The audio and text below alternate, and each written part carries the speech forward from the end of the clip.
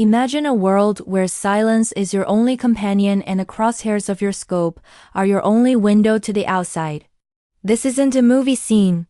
It was the reality for countless soldiers, including one of the most legendary figures of World War II, Lyudmila Pavlichenko.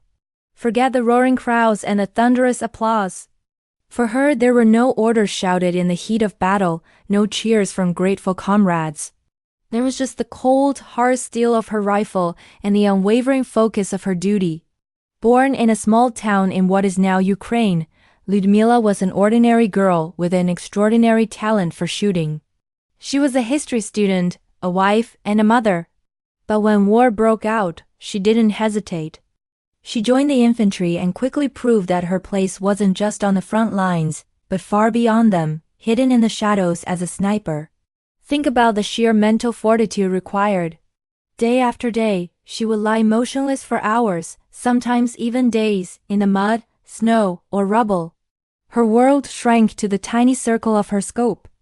Every rustle of leaves, every shadow that moved, could be a threat.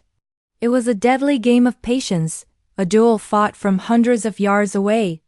One mistake, one moment of distraction, and it would be her last. Her battlefield was a lonely one. While soldiers fought in squads, charging together, she fought alone. Her victories were silent, marked only by another notch on her rifle stock. She couldn't share the immediate relief or the triumph with anyone.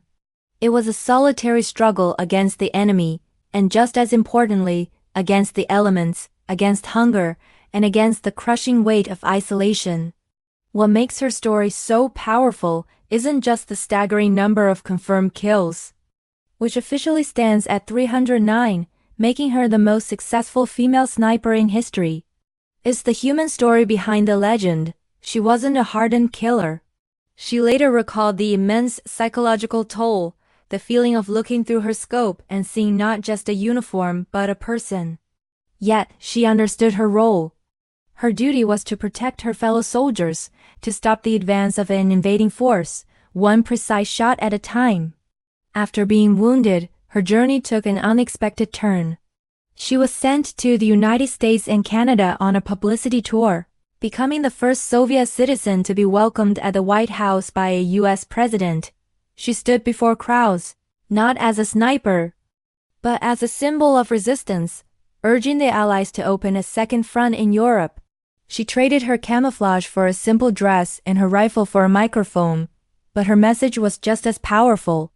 Lyudmila Pavlichenko's story is a stark reminder that heroes aren't always the ones leading the charge. Sometimes, they are the silent guardians, the lone figures who carry the heaviest burdens without a word of complaint. Her legacy isn't just in the history books. It's in the quiet courage she represents. It's a story of singular focus, unwavering resolve, and a duty performed in the loneliest of arenas. Thank you so much for watching.